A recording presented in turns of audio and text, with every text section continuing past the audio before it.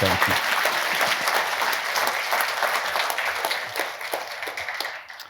So welcome, everyone. It's a pleasure to be here today. I mean, quite a lot of people. It's interesting to see how many people is interested in tuberculosis. So I'm Max Gutierrez, a group leader here at the Crick that works at the Host and Pathogen Interactions Lab here at the Crick. So when I started to prepare this talk, I always, start with the kind of the thing when I talk to people about that I work on TV, let's say a family member or a friend or the taxi driver that asks me what I'm doing. Everyone's, when I say that I work in TV, will answer, it's like, why are you working on this? This is actually, something of the past. It's like a disease that affected people in medieval times. It's not a problem anymore. And this is how I would like to start this talk, is that it's really TV a problem these days.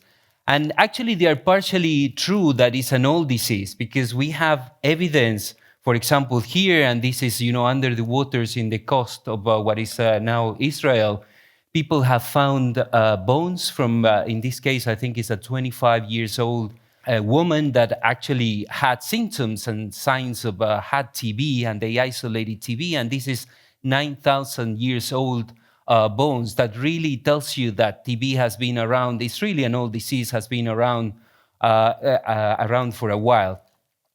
But actually, if you move into modern times, actually, you'll be surprised how many famous people actually died from TB, starting for example, Henry VII, or Friedrich Schiller, Kafka, Edgar Allan Poe, or Frédéric Chopin. All of them and many, many others, actually, if you Google them, you'll find how many people actually, in those times where Europe and many, many other areas in the world were affected by TB, died from TB. So that really tells you it's a very old disease, 9,000 years old. Bones have signs of TB, also, in the medieval times and also modern times.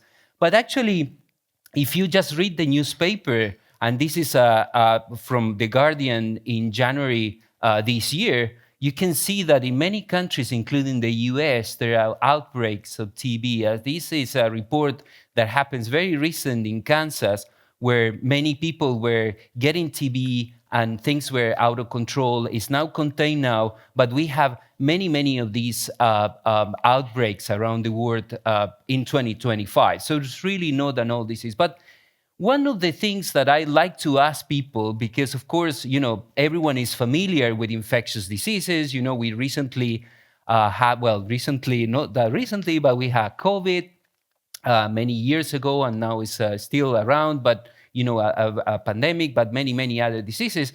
And the question that I have for all of you is, which one do you think is the one that is killing more people right now on the planet from all of the infectious diseases? So get ready with your phones, because this will be a quiz where you can actually decide which one of these diseases is for you the one that is killing most of the people. We have COVID, AIDS, which is HIV, the virus of the HIV, influenza, and measles from the measles virus. Okay, so we got many answers. So I'm going to see what is the result. Let's see what people say. Most of the people answer influenza. Wow, that's interesting. And then HIV, and there is mix.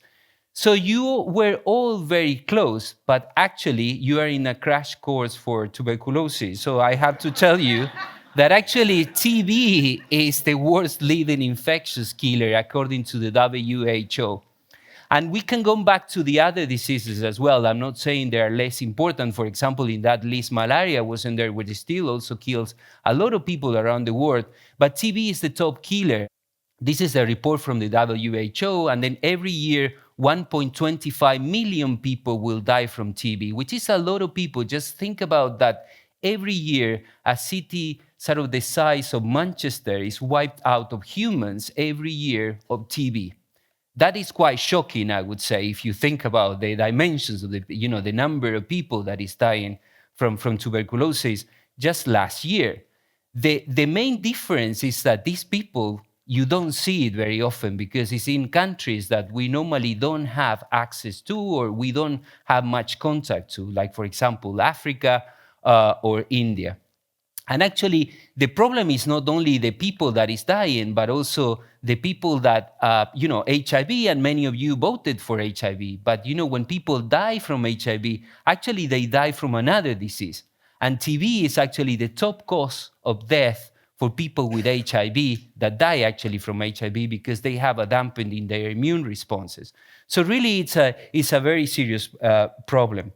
Actually, if you look at the numbers of people that get infected, the WHO said that in 2023, 10.8 million people actually had TB. And again, that is quite a lot of people. And, the idea was to have less cases. It's more than 20 years that I work on TB, and these numbers haven't changed very much since I work on TB.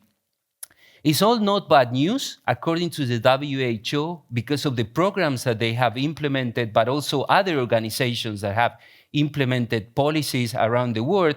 We saved 79 million lives with all of these programs around the world in TB. But this is really something that it really fell short. Okay, so right now I told you, I hopefully convinced you that TB is still a problem. It's a disease that kills many, many people.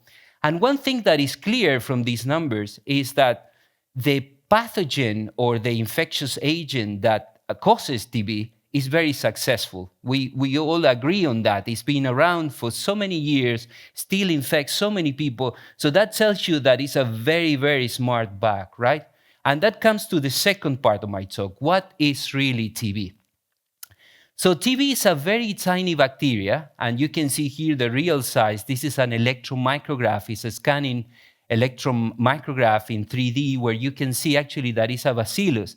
This bacillus was discovered by Robert Koch in Germany in 1882 as the etiologic agent of tuberculosis, actually. And it is very special, or we tend to believe that it's very special, because it's coated with a lipid cell wall. So if you imagine the kind of the bacillus that you have is coated by fat. So anything that is soluble in water will not enter into the bacteria, and that is part of the problem. Also, that fat is very immunogenic, and it helps the bacteria actually to evade immune responses. So many people is interested around the world in trying to understand how complex lipid cell wall affect immune responses, but also if we can develop better therapies to target that cell wall. Another thing that is interesting is that it is an exclusive human pathogen. It only infects humans, so most of the isolates, including the ones that we work in the lab, were isolated at some point from a human individual. So this is something interesting, and the pathogen have actually evolved together with humans, and I'll show you some of the examples through all of these years that we have been sort of like in contact.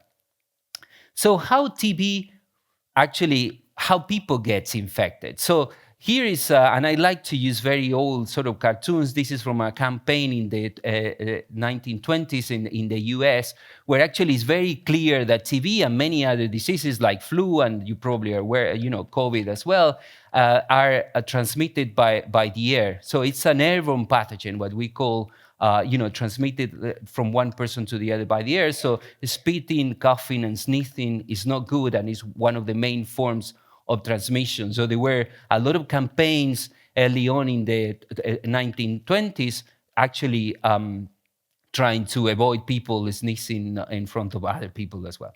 So, but how the infection progresses, and this is a relatively simple cartoon, and I walk you through that you understand how really people get infected with TB. So people, as I mentioned, is an airborne disease. Bacteria will be in aerosol droplets. When people cough, you have droplets that contains the bacteria, and that goes from one person to the other. And then those droplets will go through the airways, mostly your lungs, and then will land in a space that we call the alveolar space. And you think that this alveolar space is like little tiny sacs that actually the main function is to exchange gases, and that's why we breathe and we need oxygen, and all of that happen in the alveolar space. But because we are breathing, we are in contact with the extracellular environment, and you need to have something there that in case when they enter into the alveolar space as a mechanism of defense. And key to that are these purple cells that are in the alveolar space, which are called macrophages. And these macrophages will eat the bacteria in the alveolar space at the end of the airways, and then will try to kill it, to kill the bacteria. And I'll come back to that point in the next few slides.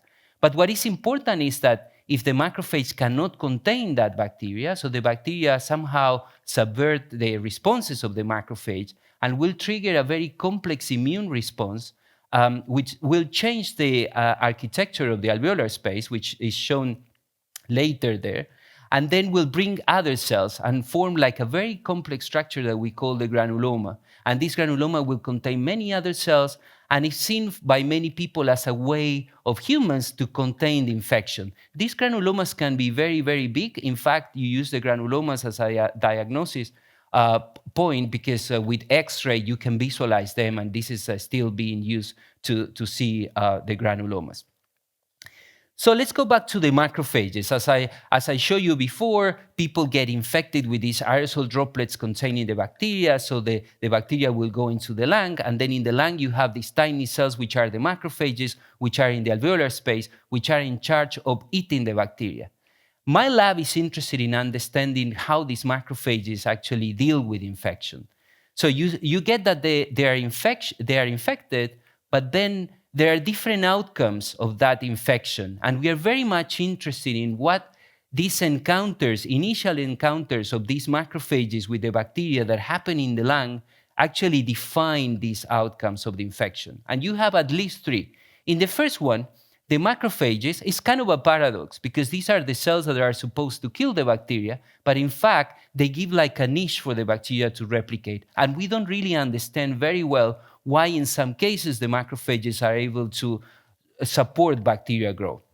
In a second scenario, for also reasons that are not entirely known, the macrophages are properly activated and they will be able to clear the infection. They'll kill the bacteria, they do their job, and then the infection is eradicated, and then people don't have symptoms, and that's the end. There is a third scenario, which is one where bacteria are actually not growing, and the macrophages is not killing the bacteria.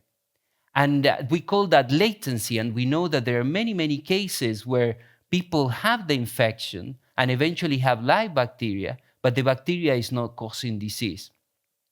And as I said, my lab is very, very interested in how this very initial encounter between the macrophage and MTB defines if people can control the infection, or the infection can progress into active disease, or it goes into latency. And I'll show you some of those examples here.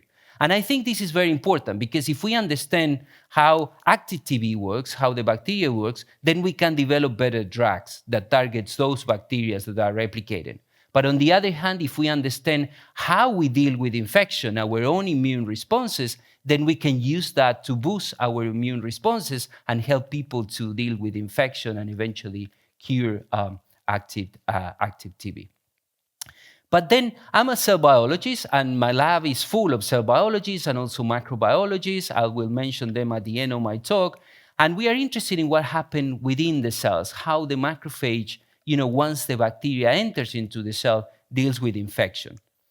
And you can see here by, again, an electron micrograph, bacteria is in green and the macrophages are in blue. You can see that if you put them together, the macrophages will eat the bacteria and internalize it. And this is kind of, you imagine in a bag, what we call the phagosome. So it's a membrane that will engulf the bacteria and will internalize it in the cells. And remember, this is the job of the macrophages. Many of you probably took the train or the tube today to come here to the Crick, and I tell you, you've been exposed to a lot of bacteria in those. But most of you won't get sick. And the reason for that is because we have these cells, together with other cells, that are patrolling our bodies daily and will eat that bacteria and kill it in a way that you don't get sick. And this is part of the innate immune response, and it's also very relevant for TB. In this immune response, when the macrophages internalize the bacteria, they will fill that bag with very toxic molecules and compounds that will try to kill the bacteria. And we call this process phagosome maturation. However, if you remember the first part of my talk, I told you that TB is a very successful pathogen. So through evolution, have learned to avoid these responses. And we know that this bag that the macrophage contains the bacteria will try to break it and now localize in a different place, which is the cytosol of the macrophage. And the macrophage has less control of the bacteria in that space. However, macrophages are also smart, and they also have developed mechanisms to recognize that bacteria and target it again into this red compartment that is shown here as a late phagosome, and then being able to control. So at the molecular and cellular level, you should see this as like a war between MTB and the macrophage, when the macrophage is trying to put the bacteria in a bag and destroy it, and then the bacteria is trying to break the bag and getting into the cytosol in a way that it can replicate and cause disease. So my lab is interested in visualizing all of these mechanisms at the molecular and the cellular level and see how this encounter very early on at the cellular level happens.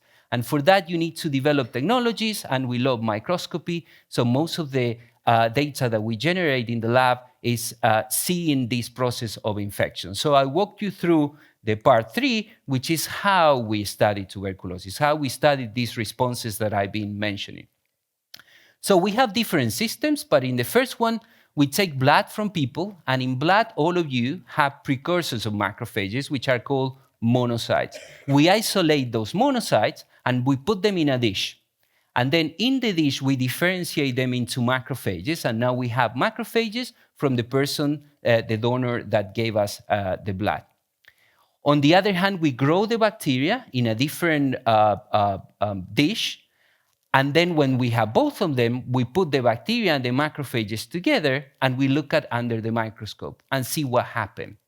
And I'm going to show you an example in this case. So I need to mention here that we normally use fluorescence. So we make things that in a way that we can see them. So in this case, for example, we made macrophages green and the bacteria in red. So you will see now what happened when you put macrophages that are in green and bacteria that are in red together in a dish. So these are very active cells. They are trying all of the time, sensing the environment and trying to see what is outside. You see all of those membranes moving, and now you see how there are two bacteria coming, and they are quickly being internalized by the macrophage and then transported to this kind of area that has no fluorescence, which is the nucleus of the cell. And if you remember the cartoon that I showed you, this is really what happened in terms of phagosome maturation. So the macrophage now is trying to push this bacteria in a compartment where they can kill it and they can control it. Another system that we have is not taking macrophages from the blood, but another one that is more sophisticated. And the reason why we need more sophisticated systems is because we want to do genetics with macrophages, which is very difficult with the other system that I show you. And in this one, what we have, and here you have different ways. We can get alveolar macrophages. You can get the monocytes, derived macrophages, as I showed you earlier.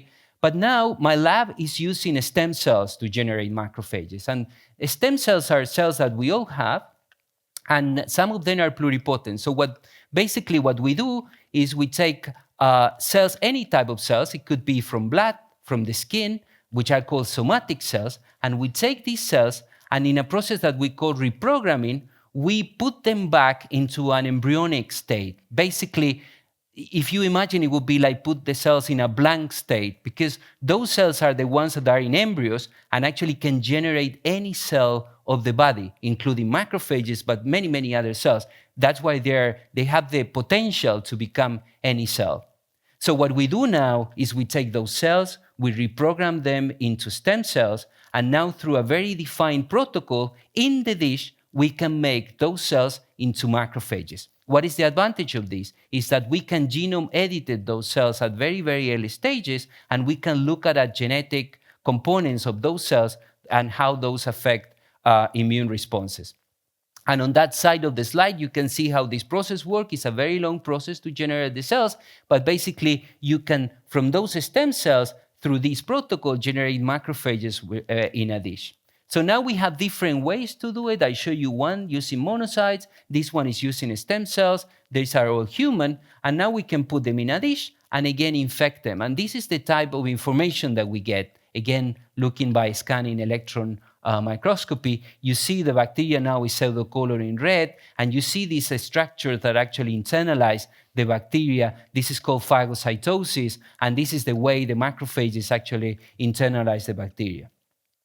And once they are inside, this is how it looks like. Now they are in. They are surrounded by a membrane. This bag that I mentioned, this sac that contains the bacteria, that is actually trying to kill the bacteria. The bacteria here is now pseudocoloring red, but you see that it's surrounded by many, many organelles that are in the macrophage. And actually, the function of many of those organelles is interacting with the bacteria in a way that they can kill it and eradicate it from your bodies.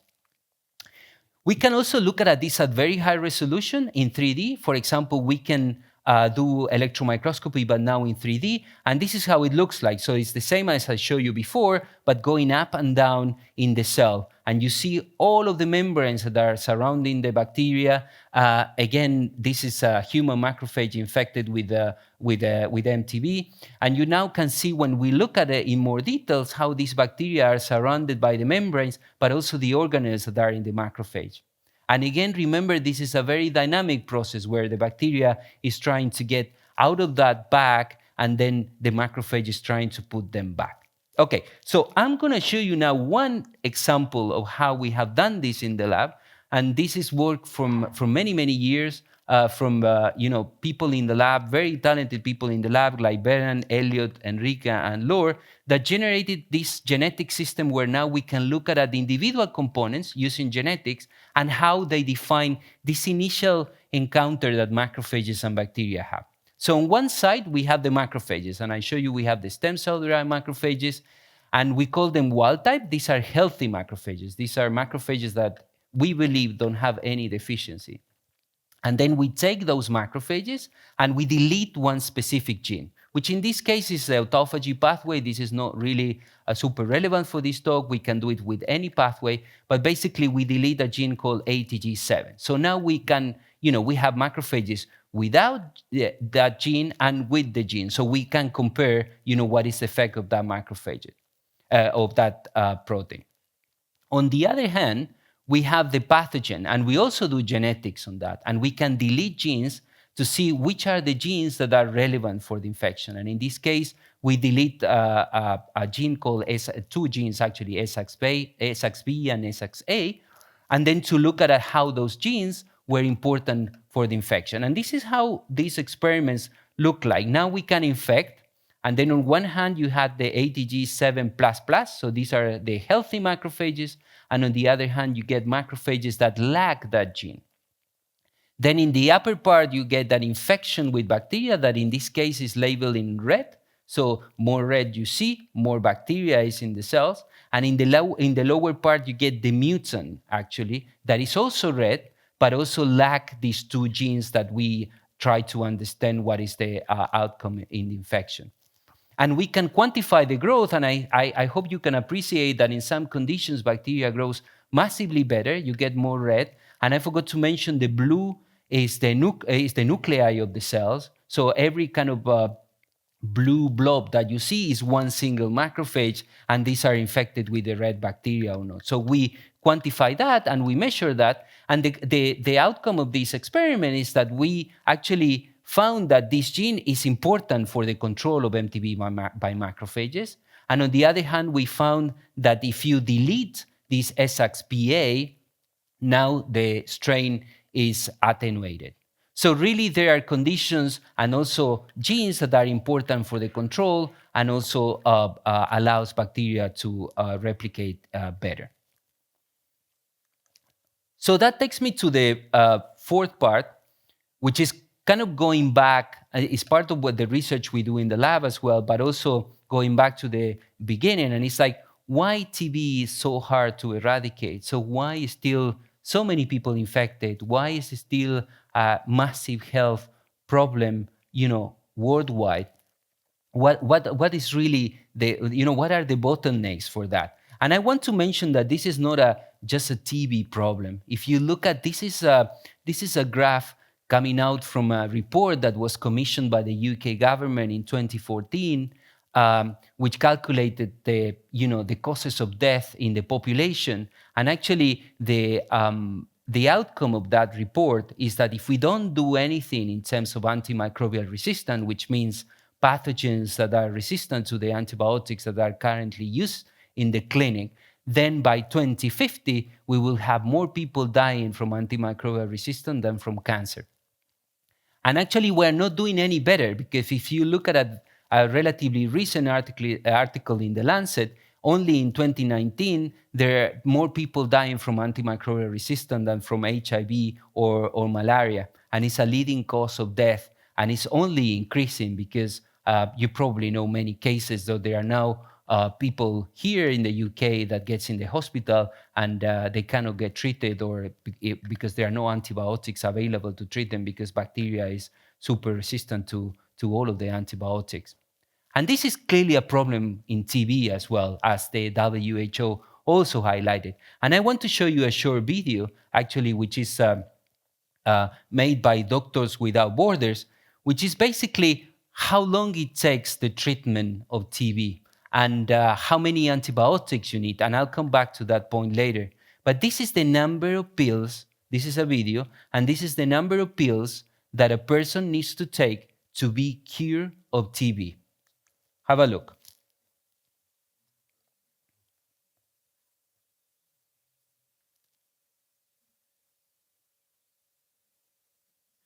Hold on. Powerful, right? So these are the pills that people needs to take. So the treatment of TB, when you have a susceptible bacteria, takes 6 months with 4 different antibiotics. All of the pills that I show you, people needs to take during 6 months. But this was in the past, because TB was a curable disease. Unfortunately, in the last years, there's been the emergence of what we call MDR and XDR strains. So these are strains that are multi-drug resistant or extensively drug resistant to the antibiotics that we use. And in some cases, it takes up to 2 years to cure a person with antibiotics that are actually toxic and very, very expensive. So TB used to be a curable disease, but there are many areas in the world that actually now the treatment is even longer, more complex, and more expensive. But the question that we're trying to address in the lab first is why the treatment takes so long. Why? I mean, you all familiar with normal infections, ear infections, throat infections, and so on. You go to the GP, and if you get the antibiotic, depending on how it goes, in 1 or 2 weeks, sometimes less, taking the antibiotic, you are fine. You're cured. You don't have bacteria, you don't have the infection anymore. That's not the case in TB. In TB, you need to have a very long treatment with very many antibiotics. And this is something that we are interested in the lab and trying to understand, because as you can imagine, this is one of the main problems of drug resistance, because low compliance, people understandably, they feel better, there are a lot of side effects of the antibiotics, and they stop to take them. And this is probably one of the major problems, because when you stop to take the antibiotics, you already generated resistant strains in your body. And then those strains will multiply and infect other people. So it is a very important problem, really trying to understand if we can improve the treatment, shorten the treatment, and use drugs that are more effective, or a combination of drugs that are actually more effective. And that takes me to an antibiotic, which is bedaquiline. Bedaquiline actually is a very special antibiotic because it's been the first one antibiotic approved by the FDA in the US in the last 50 years. It works in TB very well. The mechanisms, it blocks the bacterial ATP synthase. Just to, in simple terms, it actually blocks the ability of the bacteria to make energy. So they cannot get energy, so they die.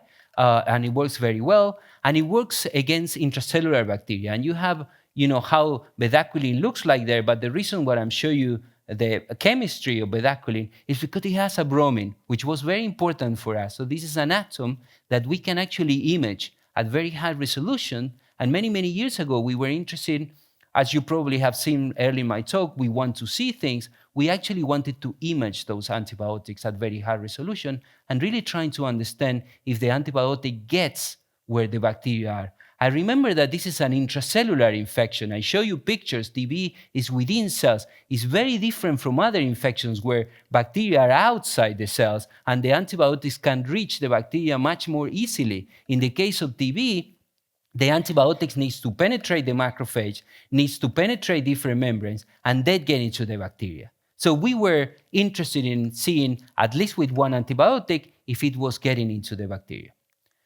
So together with many people and collaborators at the University of Hong Kong, we developed a method called correlative light electron ion microscopy, and I walked you through in a way that you understand. So basically, as I showed you before, we have a dish, we have human macrophages infected with TB, which in this case are in green.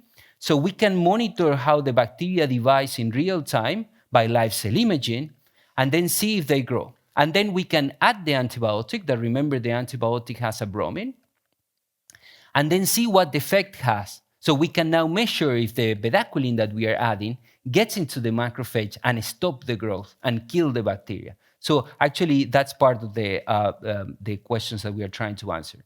At the end, you fix the cells, and then now you can image organelles that are in the macrophage. And there are many, many organelles, and I'm going to focus on one, which is lipid droplets. Macrophages, when they're in inflammatory conditions, they tend to accumulate lipids, which are, it's kind of fat, and they have these very large organelles that looks like dots that you can label. And this is how it looks like, actually. So the bacteria now is in green, and the lipid droplets are in red, and you can see that they interact very, very well. And in fact, when you look at in zoom-ins, you can see that those interactions are very, very close. And you can now correlate that with electron microscopy, and you can see that those lipid droplets actually are in touch. In this case, the lipid droplets are seen like these black dots that you see in the cell. These are the lipid droplets in the macrophages that are infected with TB. And after all of this process, now we use an imaging method, which is called nanosims, to actually visualize the bromine that was in the bedaquiline at the beginning of the experiment. And when we did those experiments, what we found is that the antibiotic actually accumulates in those lipid droplets. You can easily see, and the yellow signal there is basically the bedaquiline that we use by imaging the bromine. And you see that actually accumulates in those lipid droplets. And that really raised many, many questions, because we were like, okay, we're now treating people with bedaquiline, but the bedaquiline, instead of going to the bacteria, is now going to lipid droplets. What is the effect of all of that? So I'm going to show you a few more pieces of data that we have. And the most important one, again, we want to see things. So now we want to visualize how those lipid droplets interact with the bacteria in real time by live cell imaging. And this movie that I'm going to show you, it shows the bacteria now in red and the lipid droplets are in green, and how they behave in real time. The quantifications is on one side and the real movie is on the other side. And you can see how the bacteria start to replicate. The bacteria is in red, so it's going up. And at the same time that the bacteria is going up, the lipid droplets are consumed. And if you were following me, those lipid droplets should have bedaquiline. So what actually we show is that during this lipid droplet consumption, the bedaquiline has more access to the bacteria. And we did experiments which are shown on the right side here that shows that now if you increase the number of lipid droplets or you decrease the number of lipid droplets in the macrophage, let's say the fat in the macrophage, you affect how the antibiotic work. And these are concepts we are exploring. Many projects in the lab are based on these data that I just showed you, because it really shows you that TB is an intracellular pathogen, and depending on the conditions of that macrophage, it will be how different antibiotics will work. And if you can actually target those pathways in the macrophage, now you can influence how certain antibiotics work, in our favor to kill better the infection. And these are some of the concepts that we are exploring. You see that it is very different from bacteria, that cause diarrhea, for example, which are normally extracellular. So now you get the antibiotic, which is all these very tiny dots, and you imagine that now the antibiotic needs to penetrate the macrophage, and in the macrophage will go to different places, and then not all of them will reach the place where the bacteria are. So our research now is trying to understand how we can use this information to develop better treatments and better combinations, actually. Ideally, you want to find a combination that covers all of those environments. Okay, so finally, I just want to mention, why, where we are. We have many barriers, many obstacles that were mentioned, but really, COVID was one. It's clear in many, many countries that COVID actually increased the number of cases of TB because affected seriously healthcare in many, many countries, but also the lack of funding, not only for research, but also for many other aspects. And this is simply because TB is a disease that affects only few countries and not others. And this is something that it needs to be considered. Also, the lack of access for diagnosis, but also the problem with TB prevention, which in my opinion is very, very important because the best that you can do is to prevent the disease, just to diminish the number of cases.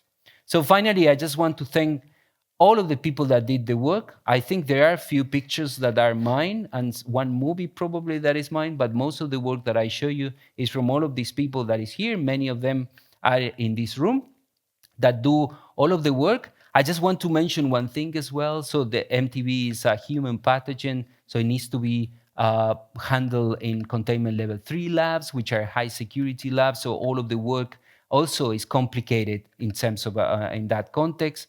All of the facilities are the Crick, especially the imaging facilities that help us daily with all of our projects, all of our funders around the world, including the EU, but also here in the UK, and of course the Crick. And I just want to mention that my lab has a Instagram page. So if you like the pictures we post, they are all scientific pictures, but if you like them and you want to see what are they, this is called Secret Life of Cells, and you can also follow me in Blue Sky. And I'll thank you all for your attention. I'm happy to take any question. Thank you.